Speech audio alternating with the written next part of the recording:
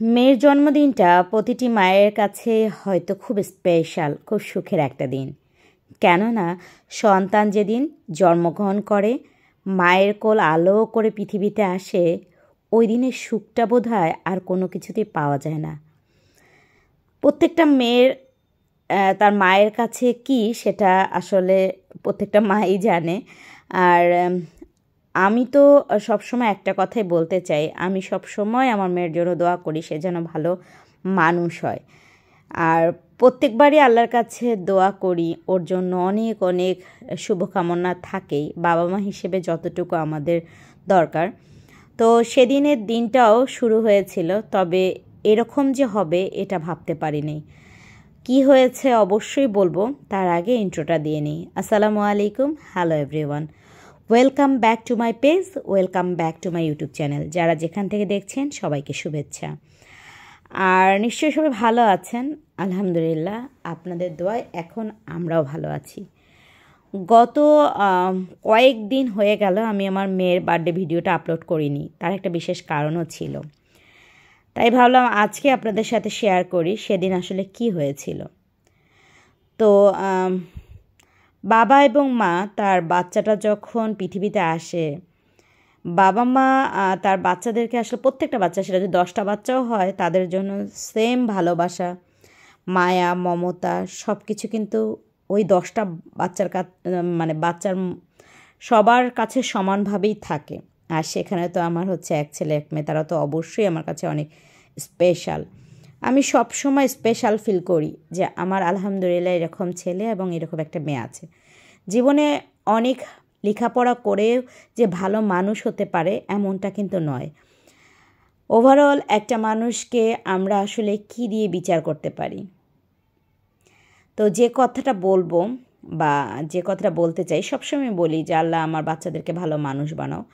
তো 31st রাতে সবাই তো যেখানে অনেক হই হুল্লোড় করে মজা করে, প্রতিবার আমি আগেও একটা ভ্লগ আপনাদেরকে দেখিয়েছিলাম যে সবাই যেখানে নতুন বছরকে গ্রহণ করার জন্য কামডাউন করে, আর আমি আসলে আমার মেয়ের বার্থডে তে উইশ করার জন্য তখন আকুল হয়ে থাকি। তো সেই ভিডিও আপনারা অলরেডি দেখে ফেলেছেন। তো এটা পরের দিন সকালে, মানে 1 তারিখের ভিডিও। তো যেহেতু সেদিন সোমবার ছিল আর অর্পা যেহেতু বৃহস্পতি এবং সোমবার রোজা রাখে, তো ভেবেছিলাম দুপুরবেলায় প্রতিবারই করা হয়, তবে যেহেতু এখনও রোজা রাখছে, তো এই কারণে ভাবলাম যে তাহলে আমি ইফতারিতে ওর জন্য ওর পছন্দের রান্নাগুলো করব। তো কি রান্না করছি সেটা নিশ্চয়ই আপনারা দেখে বুঝে গেছেন। তো আমি তন্দুরি চিকেন করছিলাম, আর এর সাথে নানই করার ইচ্ছা ছিল। তো আসলে সেটা হয়নি, কারণ আমরা সবসময় যেরকম চিন্তা করি আমাদের সাথে সেরকম কিন্তু হয় না। তো এই কেকটা আমরা কেটেছিলাম আসলে 31st রাতেই। তো আমরা সবাই মিলে কেকটা, এবার আমি কেক বানাতে পারিনি আমার শরীরটা একটু খারাপ থাকার কারণে। তো শরীরও খারাপ ছিল এবং সব মিলে না একটা কেমন যেন এলোমেলো একটা অবস্থায় ছিলাম। আমার কাছে মনে হচ্ছিল যে আমি নিজেও যেহেতু একটু সিক, তাই আমি আসলে কেকটা বানাতে পারিনি। কিনেই নিয়ে আসছে আপনাদের ভাইয়া, আর ছোট্ট করে ওর জন্য একটা গিফটও নিয়ে আসছে। তো আমরা বিছানার উপরেই কেকটা কাটছিলাম। এটা হচ্ছে 31 তারিখ রাতের ভিডিও। আর এই তো এখন আমরা সবাই মিলে উইশ করছিলাম, আর অর্পা কেকটা কাটবে। তো এই সময়টা আমাদের খুব ভাল লাগতেছিল, আমরা 4 জন মিলেই খুব মজা করতেছিলাম। আমার মেয়েটা অনেক শাই, ও একেবারেই ভিডিওতে আসা পছন্দ করে না এবং ও নিজেকে শো করতে পছন্দ করে না। ও সবসময় বলে যে এখন আমার যে বয়সটা বা আমি এখন যে পরিস্থিতির মধ্যে যাচ্ছি, আমার পড়াশোনা করার সময়, আমার ঘোরাঘুরি, আমার এত ড্রেস আপ পরে এত ছবি টবি তোলা, ভিডিও করা, এগুলোর এখন আমার সময় না মা। তো ও যেহেতু চায় না, আমিও এই জন্য ওকে আর আনি না। তারপরেও যেহেতু একটা বিশেষ দিন, তো অনেক বলছিলাম যে একটুখানি ভিডিওতে আসো, কিন্তু সে রাজি হচ্ছিল না। এরপরে আমরা 4 জন মিলেই আসলে অনেক ডেকে নিয়ে আসলাম যে আসো, কেকটা অন্তত কেটে দিয়ে যাও। তো ফাইয়াজ খাওয়ার জন্য অস্থির হয়ে গেছে। তো সবাই মিলে আমরা আসলে কেকটা কাটলাম এবং সেই ভিডিও ক্লিপটা আমি এখানে দিয়ে দিচ্ছি। আসলে তখনও জানি না যে আমাদের সাথে যা হচ্ছে। তো আমি তো ভেবেছিলাম যে শুরু হয়ে গেল বছরটা, প্রতিবারই বছর শেষে আল্লাহর কাছে চাই যে এই বছরটা যেন আমরা এই মানুষের থাকতে পারি, ভালো। আচ্ছা মমটা এই মমটা তো সংশোধন করতে পারি। আর এই তো মমটা কি সুন্দর ঘ্রাণটা রে ভাই, এত সুন্দর একটা স্মেল হচ্ছিল ঘরে যে কি বলবো। তো বাবু তো সাইড থেকে চকলেট দেখে খাওয়ার জন্য অস্থির। চকলেটটা সরাও, এটা না সরালে কাটবো একটা অরপালি খায় চকলেট বার। চকলেটটা এটা আমি এক সাইড করে রেখে দিলাম যাতে করে হচ্ছে কেকটা কাটতে সুবিধা হয়। তো এরপরে আমার ক্যামেরাটা দেখেন কিভাবে ধরি, আসলে অনেক সময় আছে না যে খেয়াল রাখতে পারি না যে আমি আসলে ভিডিও করছি। এই তো তারপর অর্পা কেকটা কাটলো, আমরা এভাবেই শুরু করলাম এবছরটা অর্পার বার্থডেটা। কিন্তু তার আগে অলরেডি আমি 2 রাকাত নফল নামাজ পড়ে নিয়েছি কেকটা কাটার আগে। তো যেহেতু অল্পকালকে রোজা থাকবে তো সেহেতু কেকটা রাতেই কাটলাম। আর এরপরে আমি যা যা করেছি বা যা যা হয়েছে আমাদের সাথে, এতটুকু প্রস্তুত ছিলাম না আমরা। এই পরিস্থিতি আসলে মানুষের কোথা থেকে কোথায় নেয় বা কি হয় ওই মুহূর্তে কেউই জানতাম না যে আমাদের সাথে কালকে সকালে আসলে কি হতে যাচ্ছে। তো এই তো এর মধ্যে সবাই আমরা কেক টেক খেয়ে নিচ্ছিলাম। ওরা 2 ভাই বোন দুষ্টামিও করছিল। আসলে একবার বলেছিলাম না যে বাসার কেকটা সবাই পছন্দ করে, বাইরে থেকে কেক আনলে এরকমই পড়ে থাকে, কেউ খেতে চায় না। কিন্তু আসলে আমার এবার কিছু করার ছিল না, তাই নিজে কেকটা বানাতে পারিনি। তো এরপর আমি আর ভিডিওটাই করতে পারিনি। প্রথমে যে অংশটুকু দেখেছিলেন সে অংশটা হচ্ছে এই তো পরের অংশটা। তো সেদিন যেটা হয়েছিল, আমি মুরগিটা মাখিয়ে রাখার পরে আমার খালা শাশুড়ি, মানে আপনাদের ভাইয়ের খালা, ছোট খালা, উনি আইসিইউতে ছিলেন। ওই 1 তারিখেই খালা হচ্ছে আমাদের ছেড়ে চলে যান। খালা 4টার দিকে না ফেরার দেশে চলে যান, যার জন্য আমরা তখন আসলে কোনোভাবেই প্রস্তুত ছিলাম না খালার এই সংবাদটা। তাই আসলে সেদিন কিছুই করতে পারিনি। আমি এবং আপনাদের ভাই আমরা চলে গিয়েছিলাম এবং সেদিন আর ওই রকম কোনো রান্নাবান্না করতে পারিনি। আমার মেয়ের ফ্রিজে যা ছিল সেটা দিয়ে ইফতার করেছিল। এই ভিডিওটা আসলে পরে, সেদিন যেহেতু কিছু করতে পারিনি আর মেয়ের পছন্দের খাবারটাও সেদিন করা হলো না, এরকম হবে বুঝতে পারিনি। তো ওই জন্য ভাবলাম যে পরে, এটা জাস্ট 2 দিন পরে আমি ওর জন্য রেডি করেছিলাম খাবারটা। তো হঠাৎ করে মনে হলো যে ঠিক আছে, যেহেতু সেদিন করতে পারিনি, মনটাও খারাপ ছিল আর খালাও না ফেরার দেশে চলে গেল, আর ইচ্ছা হয়নি। আর 2-3 দিন পরে আমি এটা করেছি, সেই ভিডিওটা একটু ধারণ করে রেখেছিলাম, আজকে আপনাদের সাথে সেটাই শেয়ার করছি। তো আমি ভাবলাম যেহেতু অর্পা ফ্রাইড রাইস পছন্দ করে, তাহলে আজকে দুপুরের মেনুতে আমি ফ্রাইড রাইস আর ওই যে সেদিন তান্দুরি চিকেন মাখিয়ে রেখেছিলাম ওর বার্থডের দিন সকালবেলা, সেদিন যেটা আর খাওয়া হয়নি, তো ওটা আমি ডিপ ফ্রিজে রেখে দিয়ে গিয়েছিলাম। তো ওটাই বের করে ফেললাম আর ভাবলাম যে হচ্ছে আজকে ওদের জন্য কিছু একটা স্পেশাল বানিয়ে দিই। তো এই তো সেটা ফ্রিজ থেকে বের করে নিলাম তন্দুরি চিকেনটা। আর এখানে আমি রাইসটাও রান্না করে নিলাম, যেহেতু ফ্রাইড রাইস রান্না করব, তো রাইসটা একটু রান্না করে রেখে দিলাম। আর এখানে আমি হাঁসের মাংসও একটু রান্না করব। হাঁসের মাংসটা রান্না করে ফ্রিজে রেখে দিলে পরে খাওয়া যাবে, এই জন্য। তো এখনও খুলিনি। এর আগেই আমি ভাতটা রান্না করে নিলাম আর হচ্ছে রান্নাঘরের অবস্থা এগুলো একটু গুছিয়ে নিয়ে তারপর চলে আসলাম আবারও। রান্নাঘরটা একদম ফুলফিল গোছানো হলো। এরপর আমি ভাবলাম ফ্রাইড রাইসটা আগে উঠিয়ে দিই, কারণ ফ্রাইড রাইস হতেও তো একটু সময় লাগবে। তো ফ্রাইড রাইসের জন্য আগে ডিমটা অমলেট করে নিচ্ছি, আর এটা করার থাকলে খুব ইজি হয়। আর আমি খুব চটজলদি ফ্রাইড রাইসটা রান্না করতে পারি, একদম চাইনিজে যেরকম হয়। তবে আমি যেহেতু বাসায় খাই, আর বাসায় খাওয়ার সময় আমি একটু ঘি অ্যাড করি। ফ্রাইড রাইস রান্না হয়তো অনেকেই জানেন, তাই আর রান্নাতে ফোকাস না করে জাস্ট ভিডিও করার জন্য যতটুকু করতে হয় অতটুকুই করলাম। আর এখানে আমি রসুন আর আদা দিয়েছি। এরপরে আমি এখানে একদম গাজর দিয়ে দিয়েছি, আর গাজর টাজর দেওয়া শেষ করে ভালো করে নেড়ে দেন আমি লবণ দিয়ে দিলাম। তো রেসিপিটা পুরো দেখানোর প্রয়োজন মনে করলাম না, কারণ হয়তো অনেকেই পারে, আর এটা মানে পুরোটা দেখাতে পারলাম না। আর যেটা হলো, আমি এটা চেঞ্জ করতে হলো একটু কড়াইটা, কারণ ওখানে রাইসটা একটু ছোট হয়ে যাচ্ছিলো, নাড়াচাড়া করা যাচ্ছিল না। তাই আমি একটা বড়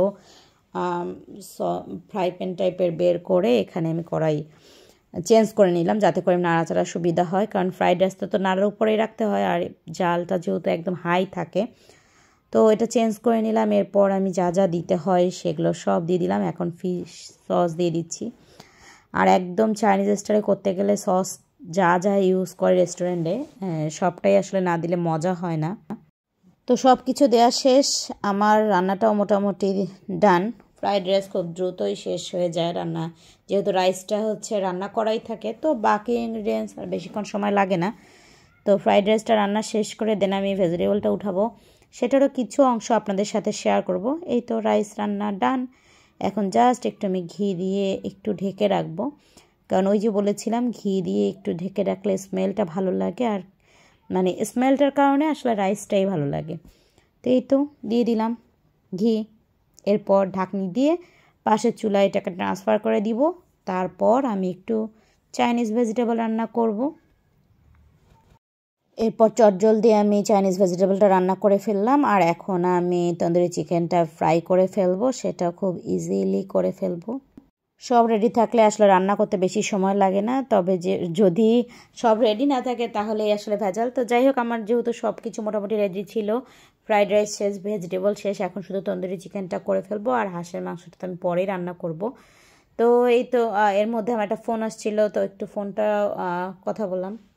এদিকে আমার তন্দুরি চিকেনটা ভাজা হয়ে গেল, আর ওদিকে ফ্রাইড রাইসটাও শেষ। তো কিছুটা ফ্রাইড রাইস আমি হটপটে রাখবো, কারণ যাতে গরম থাকে, আপনাদের ভাইও যেহেতু অফিসে এসে খাবে। আর বাকিটা আমি টেবিলে সার্ভ করে দিব। তো খুবই ঝরঝরা হয়েছিল আর দেখতেও খুব ভাল লাগছিল। তো এই তো কিছুটা রেখে দিচ্ছি।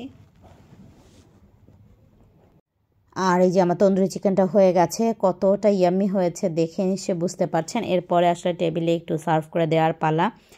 যেহেতু টেবিলটা মুছে তারপরে আমি টেবিলে সব আস্তে আস্তে খাবারগুলো নিয়ে আসতেছি। আর এর মধ্যে ফাইয়াজ এবং অর্পা দুজনে গোসলে গিয়েছে। অর্পা গোসল করে নামাজ পড়তে যাবে, তো সেই জন্য ভালো একদম টেবিলে রেডি করে দিয়ে তারপর আমিও গোসলে চলে যাব, নামাজ পড়বো, দেন আমাদের খাওয়া দাওয়া করবো।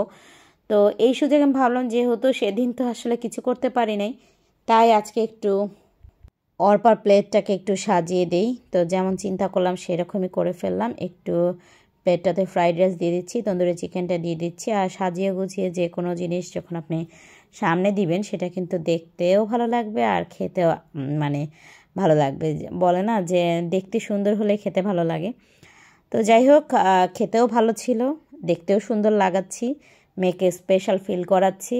ওই ডেতে পারিনি কিছু করতে, তাই আজকে যেন ওর মনে হয় যে আম্মু তো আজকে আমার জন্যই এটা করেছে। আর এই তো সব রেডি, আমার তন্দুরি চিকেনটাও হয়ে গেছে। কতটা ইয়াম্মি হয়েছে দেখেন। একটু টমেটো দিয়েছিলাম, কারণ জুসি জুসি টমেটো কিন্তু খেতে ভালোই লাগে। এখন একেবারে গরম গরম টেবিলে দিয়ে দিচ্ছি আর শেয়ার করছি আপনাদেরকে যে কি কি রান্না করলাম, কেমন হলো। ফ্রাইড রাইসটাও বাকিটা নিয়ে আসলাম। অর্পা অলরেডি নামাজে চলে গেছে, ও নামাজ পড়ে দেন খাবে, তো ফাইয়াজ আগে খেয়ে নেবে।